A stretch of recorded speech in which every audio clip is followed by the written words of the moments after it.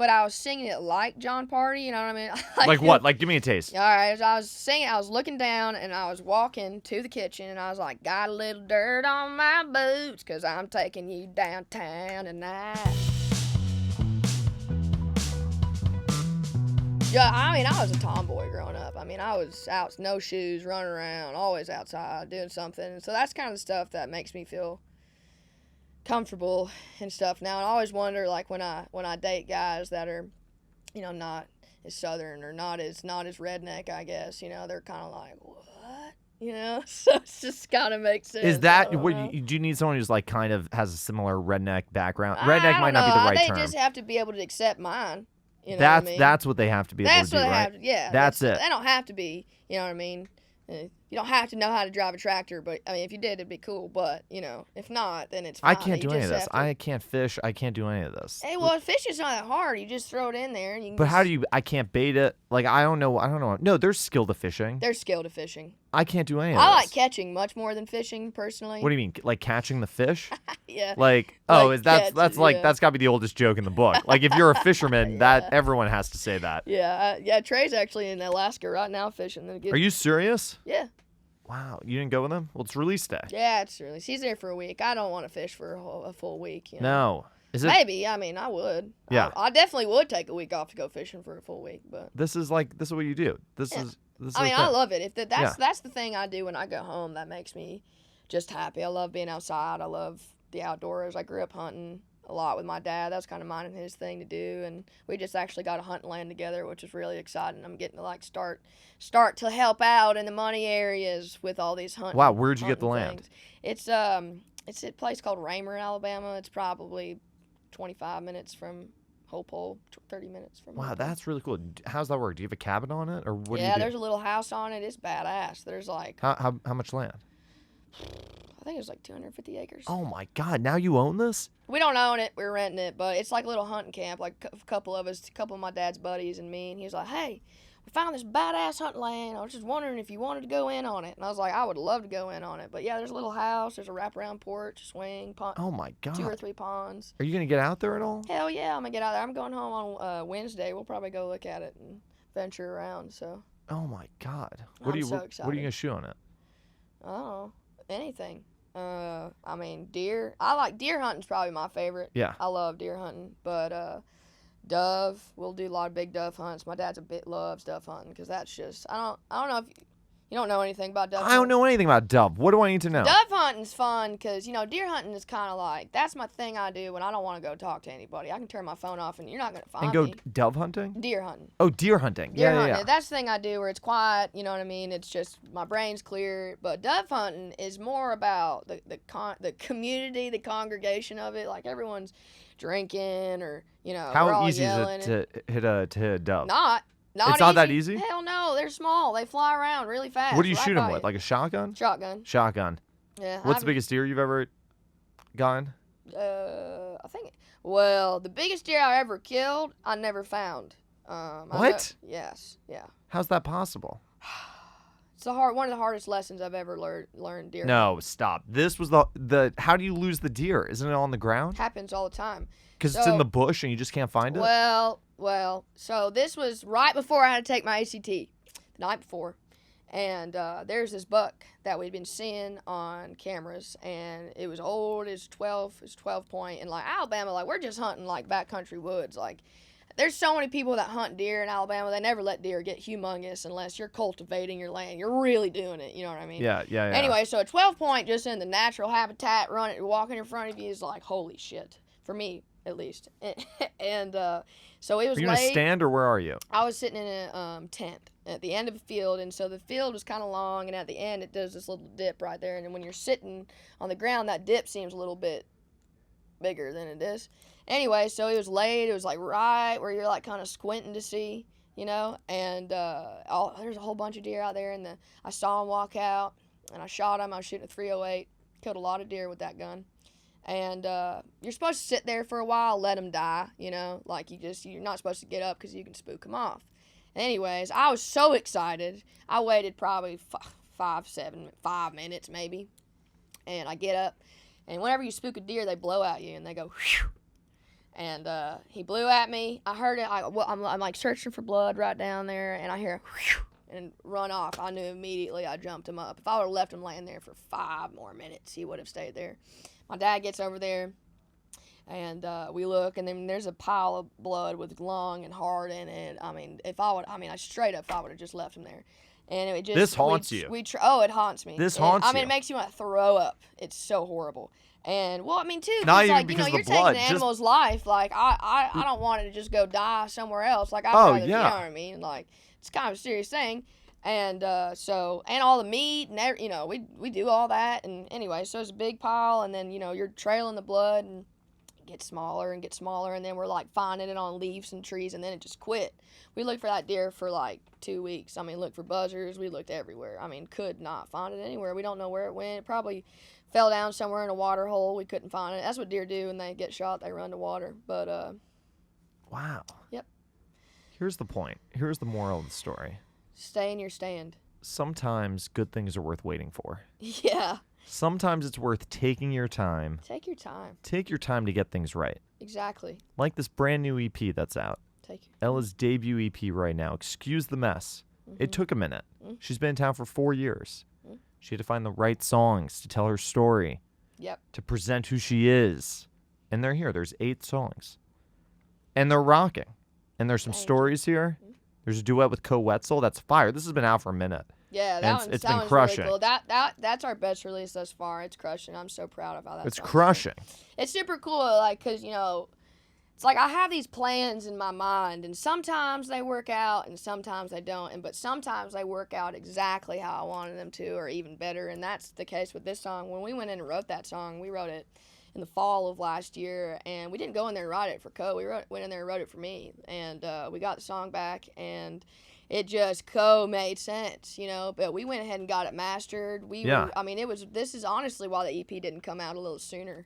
We were originally planning on putting it out in April, but we had all the songs done, and I sent it to him. I wanted to get it mastered before I texted it to him. Yeah. I just cold turkey texted him, and I was like, "Hey, dude, it'd be really badass if you would sing on this." And he said yes. And he said yes. Yeah. So got his vocals on it, and then decided to put it out as a single and kind of reapproach how we looked at the EP, but yeah. And Runaway June's going to be putting it out next week, too. Did you hear that? Next week. Nice. Next week, it's coming out. Did you hear that? Man, just me? Ella Lang. Okay, so Excuse the Mess is out now. You got to follow Ella on TikTok because she's everywhere. Socials. And she's going out. You're going to be out with John Party this summer. Yeah, world tour, baby. World tour. Where are you going internationally with them? We're going to Germany, Switzerland. Have you been Ireland. overseas before? Nope, I just got my passport. Really? I'm going to Cabo with Co. And this summer, Casey Donahue's doing you're going to have a something. blast. Oh, yeah. It's like Colby Cooper, Mike Ryan, Pecos. It's going to be fun. But yeah, that and how I got that tour is the funniest thing ever. And I was cutting in Sony Publishing. That's where we cut the whole EP. Yeah. And the first day I was wearing all my rock shit, and I was actually wearing this T-shirt. And the second day, I wore we were cutting the country or stuff, so I was wearing my hat, my vest, my jeans and boots or whatever. And before you sing, a lot of people will eat Lay's chips because the oil from them is helpful. That's a trick? You eat Lay's chips? A lot of people do it. It's something about the oil in them. That's on all my riders. I ask for Lay's chips, but yeah. And so I had to sing with the band, so I went out and downstairs there's like this big lobby area or whatever. There's a kitchen and stuff. So I walked around and they were playing John Party over the speakers.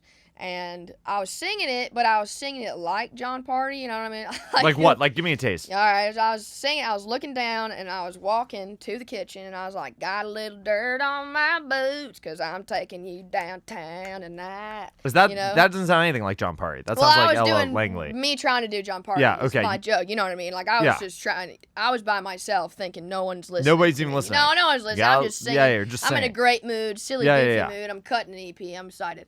Anyways, I'm walking in and I look up and John Party is sitting there in his very cowboy get up, hat and everything, and I was like, of course, like just stunned almost. I was like, hey, and then I turned and he said, hey, and that was the whole conversation.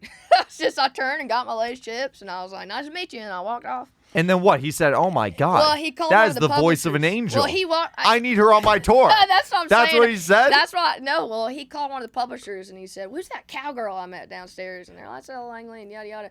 And they're like, "Well, she's also a badass. You should bring her out on tour." And he's like, "Well, we do need a first of 3." And we were in Hawaii, actually, in Maui. I was doing that songwriter thing, and we got the news that we got the whole U.S. part, which was like, that doesn't happen all the time. How are you pulling these tours? Dude, it like is you like, pulled the best tours. You were out with Hauser. Dude. For I don't you know. did the whole Hauser I just tour, am right? in the right place at the right time, I swear to God. And then the Europe tour, they sent it out and we put offer in and they let us do the whole thing. So, I mean, I am You got a so good agent. excited. I know your agent. He called me. Well, it's a lot of this too. It's just me like being in the dang right place at the right time. Jamie, how I got that tour was, Randy picked me for that tour, so Yeah. that was on WME and Randy, and then Co. I'd met Co. I've known Co. for since I was going to Auburn. He played a show there for like 100-something people. That's the first night we met. I was like 19 maybe. But then Jamie. I played the Ryman on the last day of tour with Randy, and Jamie came out, and obviously being from Montgomery, like Jamie's somebody that I look up to, and just I think is such a badass. And it's always weird trying to go up and meet artists, not trying to be weird about it. And so I went up to him and I was like, I will kick my ass forever if I don't go over there and at least shake his hand. And he was sitting side stage, and I walked up to him and I said, "Hey, Jamie. I'm Ella Langley. I just want to let you know, I'm from Montgomery. I think you're a badass. I just really wanted to shake your hand." And that was the whole conversation. And then the next day, Randy texted me and he was like, "Can I give Jamie Johnson your number?" And I was like, "Hell yeah, you can." And then he took me out to dinner. No way. A couple days later and asked me to go on tour. Yeah, it was really cool. With Blackberry Smoke, right? Mm-hmm. Those are great guys. I love God, those yeah. guys. And then that tour was so cool. I mean, first of all, Jamie flew us around in his plane a couple times. Yeah. Not like, honestly, probably like 5 or 6 times. Because he'd come sometimes. How big is this plane? How many people fit in it? It's not a huge plane. It's kind of like a little private plane. Yeah. I don't know, like 8 maybe. People. Yeah. Yeah, this just like when you're sitting on there, putting your seatbelt on, getting ready. I remember the first night we did it. We actually flew from, I forgot where we were playing, but they were doing a benefit in Biloxi for the Nikki Mitchell Foundation, and so Jamie and Randy and all them were playing, and Jamie asked us if we wanted to go. So we flew, we got in, he walked right off stage, got us into a car, took us to the airport, put us in the plane, flew, picked up Randy Hauser on the way, picked him up, and then flew the rest of the way to Biloxi.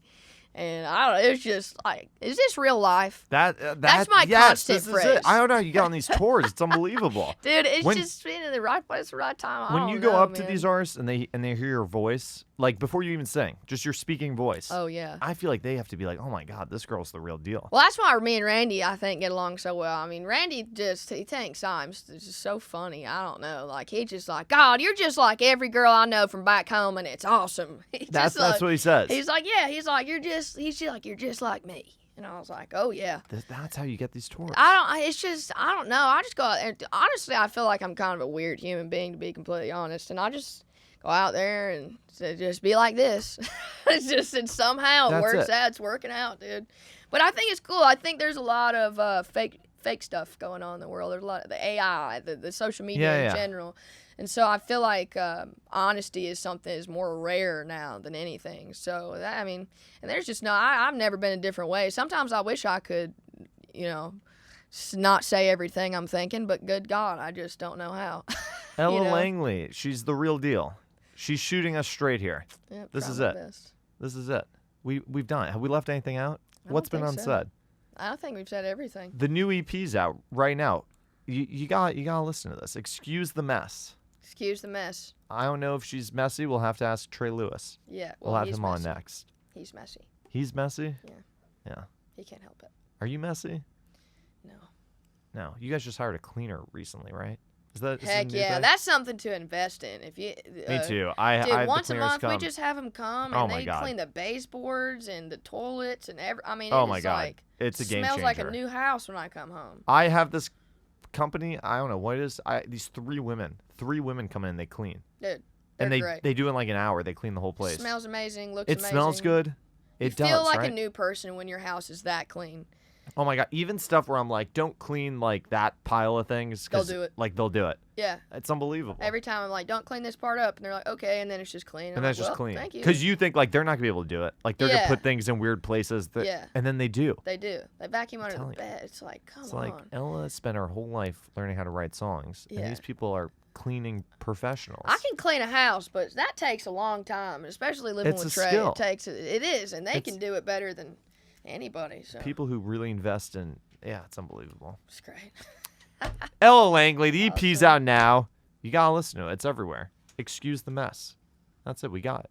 Sweet. We're done. Follow her on Instagram. Yeah. Boom. And she gave me this. I don't even know we're still recording, but she gave me a great card. This is gonna go somewhere. I don't know where, but this is gonna go on. Should I put this on my fridge? Yeah. I've got a couple things Dude, on my what- fridge.